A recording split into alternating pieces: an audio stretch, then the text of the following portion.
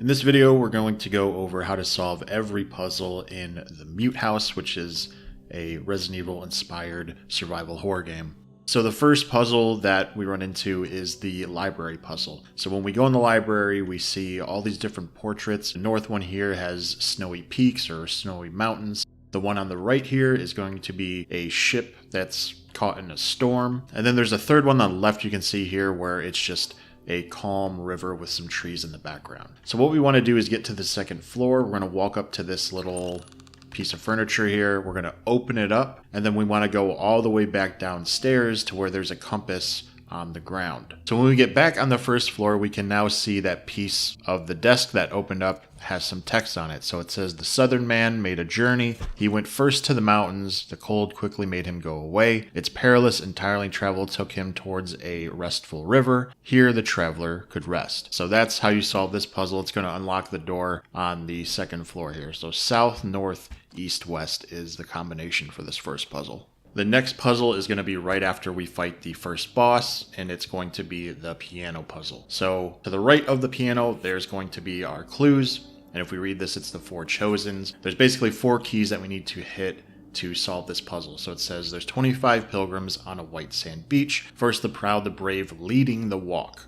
So they're moving eastward, and there's one that's leading the walk. Not far behind, in good company, there's the second one. There's a third one who's allowing himself to fall far behind. And then the fourth one is just behind the last and all the way to the back. So if we go on the piano here, we can see that the black keys are the pilgrims and the white keys is the sand that they're walking on. So the very first key said that the one was the leader and that they're walking eastward, so it's going to be the far right key. The next one is surrounded by good people, so that's going to be the middle of the 3 black keys right here. And then the last 2 are the leftmost keys. So we know that the fourth one is the very far left one, so the third one is the one next to it. So we click the second to left one and then the very left one, and that's going to solve this puzzle and unlock this door for us. The next puzzle that we run into is really close to the previous piano puzzle, and it's a gramophone puzzle where on the second floor we enter a room and there's a melody playing, and we need to finish the rest of that melody. So on the first floor there's 4 different gramophones, and we need to click on them in the correct order to solve this puzzle. This one was a little difficult to figure out. I don't think it was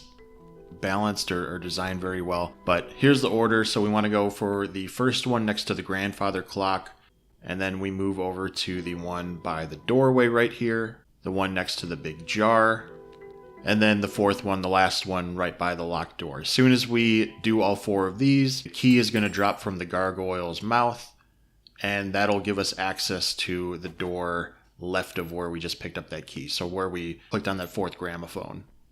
So when we get access to the cemetery, we run into the next puzzle, which I think is a pretty cool one. It's a tarot card one. I'm going to explain how it works, but if you just want the answer, just skip forward to where the timestamp is in the video. But what we want to do is we enter this little temple or altar or whatever you want to call it, and it's going to have all these tarot cards, and we need to click on specific ones. The way that we figure this out is by going to the tombs in this little graveyard right here. So we want to click on the tombs that have a cross and inspect them and see if they say anything. So for example, the first one, his face lit us up, his embrace warmed us. That is going to be the Sun card.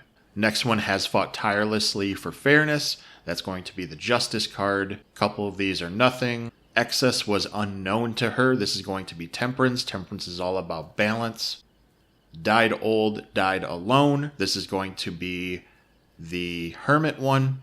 And basically that's how you figure it out. You read the text and then you kind of compare the tarot card to what the description says. So once we actually get back to the altar, these are the ones that we want to click on. So it's going to be Temperance, the Tower, the Moon, the Sun, the Hermit, Justice, and then the Lovers.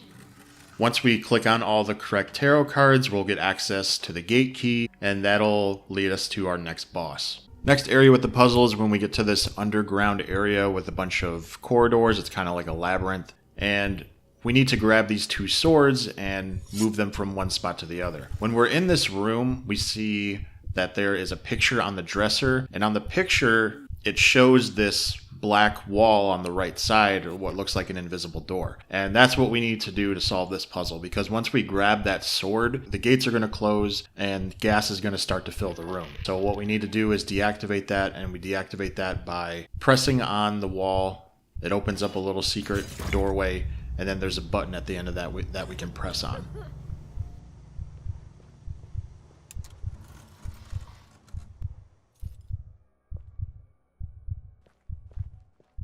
And then finally, the last puzzle, right when we get towards the end of the game, we have to go through this death trap and step on the correct tiles. If you've noticed that throughout the game, we've been seeing these different pictures with 5 different symbols on them. There's 5 of them. And what I did was I just took pictures with my phone, and then just once I got to this puzzle, I went one by one. But what I'll do for you is I'll just show you an overlay. I just drew it with paint on what it's supposed to look like. I did play through this game multiple times, and this was the same passage each time, so it's not randomized. It should be this way for you as well. You just need to make the correct path, so don't worry about collecting or seeing all 5 of those plaques. That's going to be the final puzzle for this game. If you have any questions, hit me up in the comments, and I'll try to guide you if you get stuck on anything. But hopefully this was helpful. Leave a like, comment, and I'll see you in the next one.